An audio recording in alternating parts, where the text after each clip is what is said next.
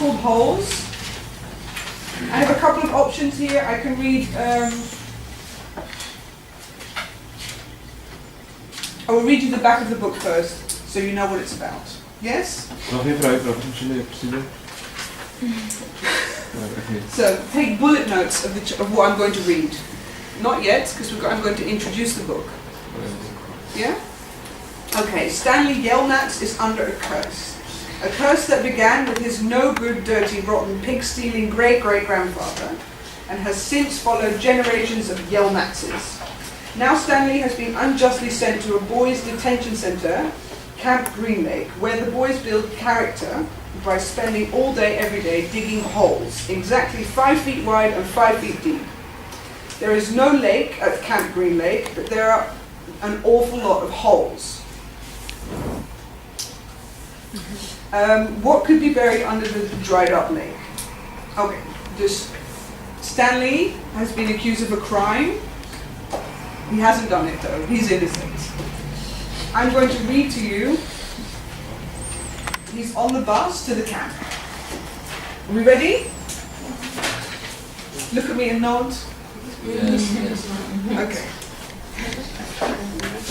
Ready to listen? Make your bullets. Okay, Stanley Yelnats was the only passenger on the bus, not counting the driver or the guard. The guard sat next to the driver with his seat turned around facing Stanley.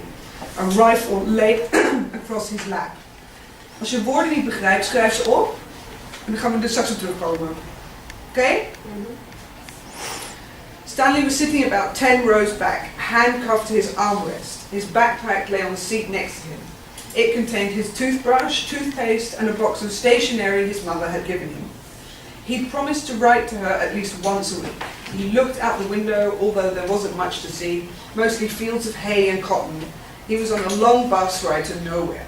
The bus wasn't air-conditioned, and the hot, heavy air was almost as stifling as the handcuffs. Stanley and his parents had tried to pretend that he was just going to a camp for a while, just like rich kids do. When Stanley was younger, he used to play with stuffed animals and pretend the animals were at camp. Camp fun and games, he called it. Sometimes he'd have them play soccer with a marble. Other times they'd run an obstacle course or go bungee jumping off a table tied to broken rubber bands. Now Stanley tried to pretend he was going to camp fun and games. Maybe he'd make some friends, he thought. At least he'd get to swim in the lake. He didn't have any friends at home. He was overweight, and the kids at his middle school often teased him about his size. Even his teachers sometimes made cruel comments without realizing this. On his last day of school, his math teacher, Mrs. Bell, taught ratios. Ratios is schaal. Heb je dat met wiskunde? Yeah.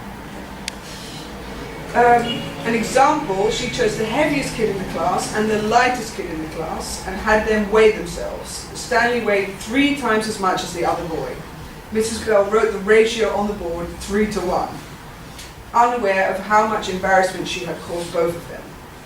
Stanley was arrested later that day. What was that?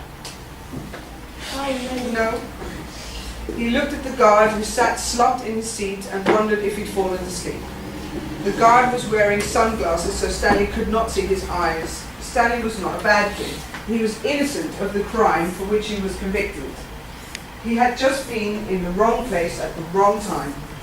It was all because of his no-good, dirty, rotten, pig-stealing great-grandfather. He smiled. It was a family joke. Whenever anything went wrong, they always blamed Stanley's no-good, dirty, rotten, pig-stealing great-great-grandfather. Supposedly, he had a great-great-grandfather who had stolen a pig from a one-legged gypsy. Everyone know what a gypsy is? Zigeuner. Gypsy wedding. Gypsy wedding. My big fat gypsy wedding. Exactly. Them people. Okay.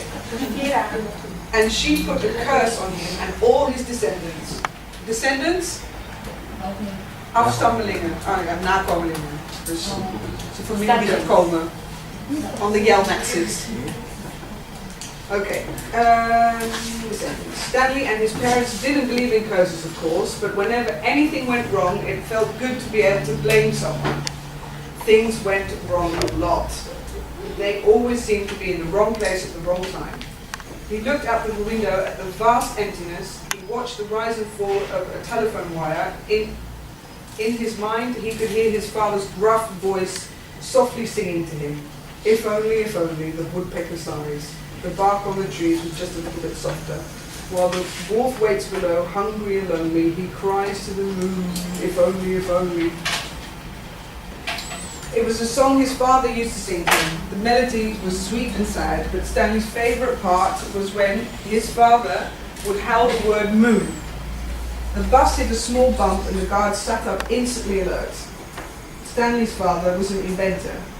To be a successful inventor, you needed three things: intelligence, perseverance, doorzettingsvermogen, and just a little bit of luck.